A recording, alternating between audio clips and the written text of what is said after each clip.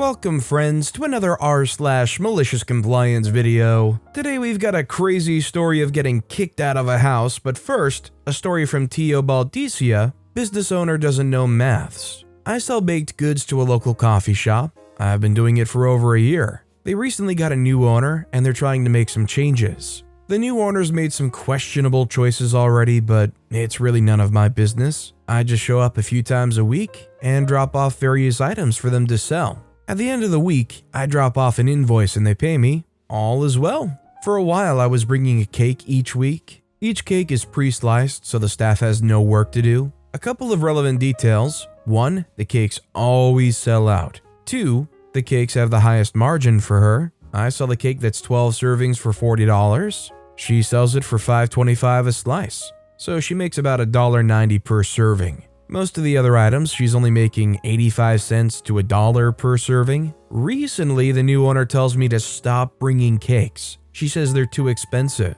So instead, I've been bringing cupcakes. They sell for $4 a piece and I bring 12 of them. I charge her $3.15 each. Now she only makes 85 cents a serving. No cakes though, so she's happy. Honestly, I'm wondering if they're really just bad at math, or if they're not like selling every piece of the cake. Like if they're saving some for themselves or giving the employees a slice or two, then it becomes a little bit more understandable that they don't make enough of a margin on it. What do you guys think? Do you think that they're giving some or keeping some of the slices? Or do you think they're just that bad at math? Let me know in the comments down below. Our next story is from McGrippit. Warehouse Club doesn't price match their own sales flyer, or so they say. Back in mid-October 2019, I purchased a new Microsoft Surface Pro from a warehouse club known for great food samples. Awesome computer, still works just as great to this day. When the sales flyer came out for November, my new computer was going to be on sale for $200 off the purchase price.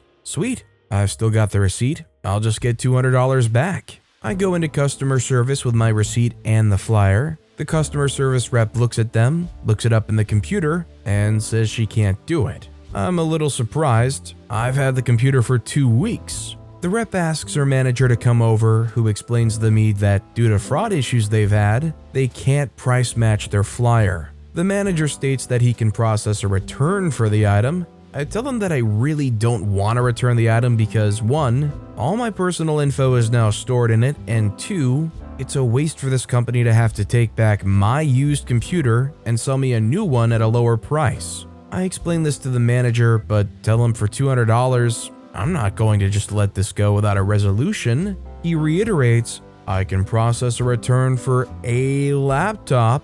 He really emphasized the A and did not say your. The light bulb goes off. I look at my receipt and realize they don't track serial numbers with purchases. I thank the manager for his time and walk inside the store. I get an exact duplicate of my new computer and purchase it for $200 less than what I had originally paid. I then take the new unwrapped computer and get back in the return line.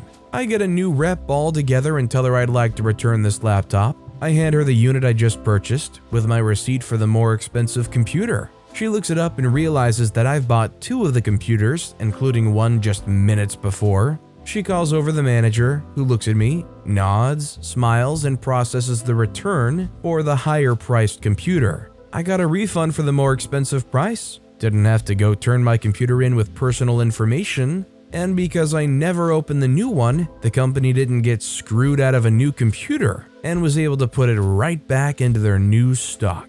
I really like this manager. And not only is this manager doing a great thing here, but that's how you encourage repeat customers. If I was in OP's shoes and I got treated the way OP did here, I know that I would be thinking, they got your back there, at least the manager does. By the way, if you're enjoying these stories, make sure to hit those like and subscribe buttons down below so you never miss any of my daily videos. Our next story is from OnVRAN. Don't help customers before I'm done with a task? Sure. So about 10 years ago, I worked at a supermarket, was working there for half a year or so already. Now, I'm one of those people that remembers exactly where stuff is and can direct people there the fastest way possible. Customers at one point started to recognize me and come to me when they wanted to find something, cause, well, I was the fastest to help, and also the most eager and friendly according to customer reports. One day I was working the same evening shift I always work, but there was a different floor manager who was either new or didn't work that shift before and doesn't know who I am. She seemed friendly at the start, but at one point I figured out she was really controlling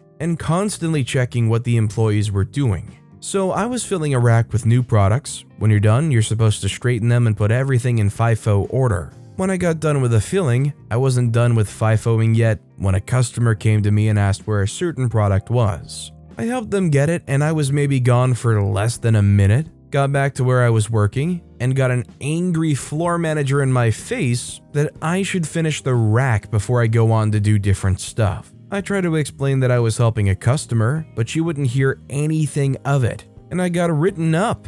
Cue malicious compliance. Next night, she was there again as the floor manager, and seeing as it was a slow night, there were only 2 other fillers there, me and a 16-year-old who started working there 3 days before. That night, I got one of the largest aisles to fill, so I was quite busy with filling, straightening, and sorting stuff out. Multiple customers came to ask me for help.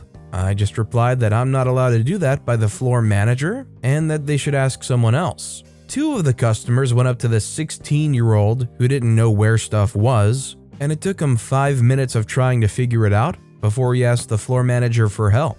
All the others went to the service desk to ask for help, but most of them complained to the floor manager or the service desk that they thought it was ridiculous that I couldn't help them. Apparently the store manager got wind of it because a week later the same floor manager was back, but she told me to help customers whenever I can, and she mostly stayed away from me. The next night the store manager was there too, and he told me that he explained to her that customers always come first before finishing whatever I'm working on. After that, I never saw her on my shifts again, and apparently she left or was fired. I don't know. A month later, because I heard she didn't work there anymore, also a store-wide memo was sent out that a new rule would be added to the rulebook.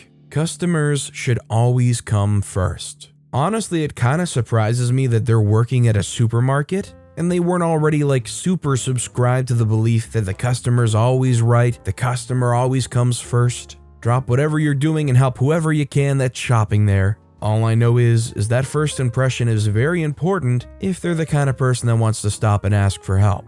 Our next story is from Punsexual Meme. Opening duty should only take 30 minutes? Got it. Been almost a year since I quit, but I used to work at PetSmart. Over a couple of years, I worked my way up to the pet care department. Anyone who works there knows that title is a joke. Part of the duties in pet care were opening and or closing depending on when you came in. I was the morning person, so I opened. Most stores had a lot to do. You would have cats, guinea pigs, hamsters, gerbils, finches, parrots, parakeets, geckos, bearded dragons, anoles, chameleons, and an entire wall of fish. Plus the animals that were sick and in quarantine, plus the new arrivals in their own quarantine. All those would need to be fed, watered, and medicated, if necessary. Plus you had to do a deep clean of certain habitats on specific days of the week. Corporate policy was opening duties would only take 30 minutes. Unreasonable is the kindest thing to call that. I had one boss who understood that it wasn't feasible with the number of animals we had, so she didn't care if we took longer, so long as it got done.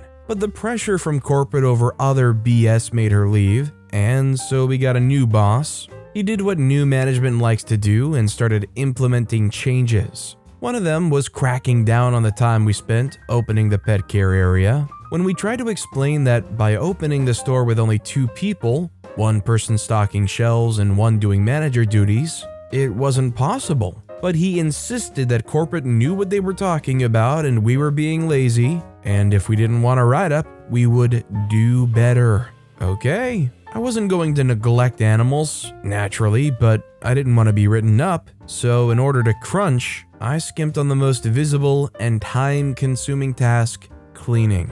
Stinky bedding was scattered on the sales floor by the display cages and piled in a corner in the back room outside the quarantine areas. The cart we used for the food and water was a mess as well, covered in water spills and open containers of freeze-dried bugs left sitting out in the open. None of the glass for the display cages were cleaned either, covered in smudges, both animal and human based. Boss wasn't happy when he came in at 9 and saw the pet care area in this state, but my manager confirmed that I'd completed my work in 30 minutes. Although he threatened to write me up if I pulled this stunt again, I wasn't bothered about the time it took to complete my opening duties after that. I left 2 months after the new boss arrived and no longer work in pet retail heck.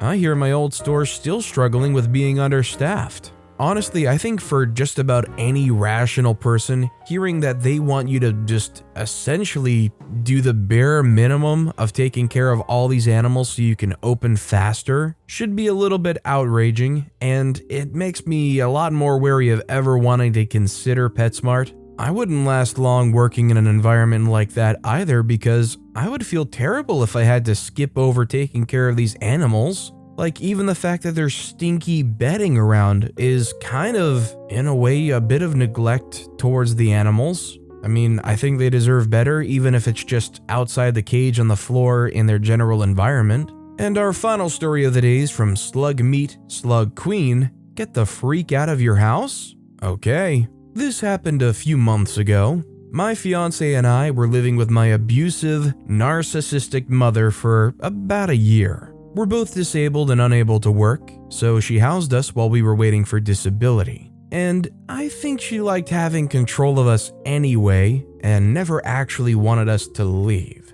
Well, her abuse began escalating really quickly and extremely. I won't give examples because they would include a million triggers and it's not important to the story. Anyway, we contacted my fiance's mother and she helped us move into an Airbnb until we could find an apartment. But we couldn't fit everything we owned in the Airbnb. Where I am, when you move out of your home, the homeowner / roommate / landlord / whatever has to hold any belongings of yours for a minimum of 30 days. And they have to allow you into the home to retrieve your items. So we left some boxes in our old bedroom with the intent to return and pick them up before the 30 days was over. You don't have to come pick up your items, but they have to hold them for the month in case you do. We schedule a time with my mom to come get our things, but we show up and she's immediately confrontational. She says my fiance isn't allowed to enter to help me with our boxes.